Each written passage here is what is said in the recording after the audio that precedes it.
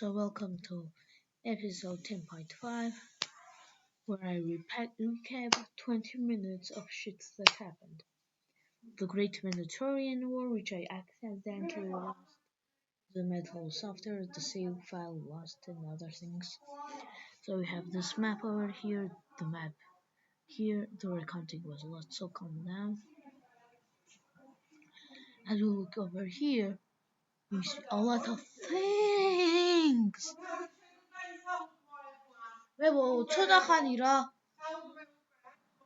Firstly, let's start with the Greeks. As you can see, the Greeks are not here, as they have been basically a state with a small rump state in Macedonia. But I'll explain that later. I'll explain how the Greeks collapsed. Firstly, the Great Mediterranean War started with a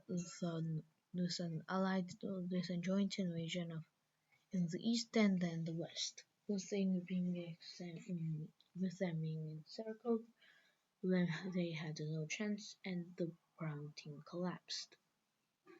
So I'm gonna start making the cedar factions of this war. The strongest faction, post-Greek faction, are the Sicilians. They have been able to discover northern Africa, Sardinia, Corsica, and Elba. That's the otherwise it's the small island. This is Elba. Ջերար ცოტა խანი, ძალიან ცოტა ხანი რა. ძალიან ცოტა ხანი. The next strongest country is the Atticans. The Atticans have a large population and are pretty strong. Okay. After that, it's the rump state of the Greeks. It started in North Macedonia, where the heirs tried to form an Aegean kingdom.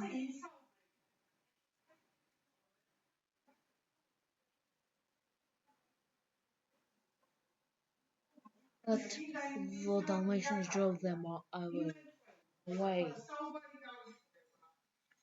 So after this, we have the next strongest, these being the Macedonians.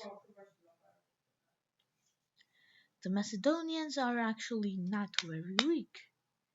They have a strong military, but not a lot of population and not very good economies.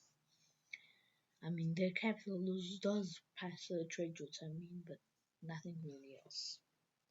After that, we're here in the Western Thrace. This country is you cannot differentiate the color, but it's an orange team puppet state. This country is mainly for its trade routes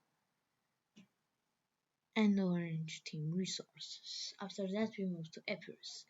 Now, Epirus is this country over here. The Epiricians are very weak. So, of course, the weak Epiricians are the puppets of the Dalmatians. After that, we move to Thessaly. They have a lot of land, but not a lot of population, no very good military, no economy. They're just weak, and the weakest of them all is Sparta, actually. And Maria, but Maria, I forgot about Maria. Then Maria and the final Sparta. Sparta is the weakest team of the country. The areas that happened was the purple team conquering southern Italy, the Dalmatians expanding into Albania and the Aegean Sea, the yellow team conquering western Anatolia, while extracting northwestern Anatolia became orange team territory. After that, we moved to other areas. This being this country, the blue team. The blue team has finally discovered India. This decision will make it pretty with their planning of a formation of a trade route between them and the Ethiopians.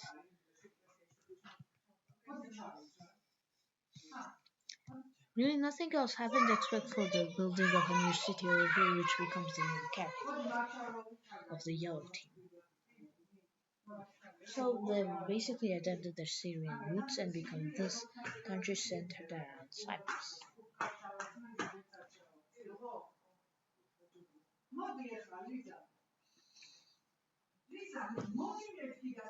So now the colonization of the Arabian Peninsula was also a major thing, and the Dnieper.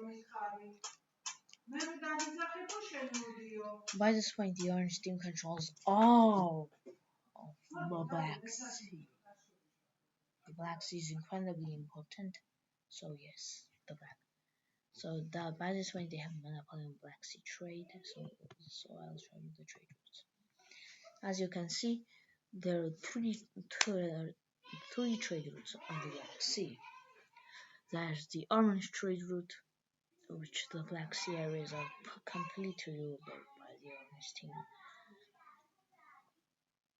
The Red trade route, which is not very strong, and the Green trade routes. So as you can see, these are major things that I'm permanently ignored.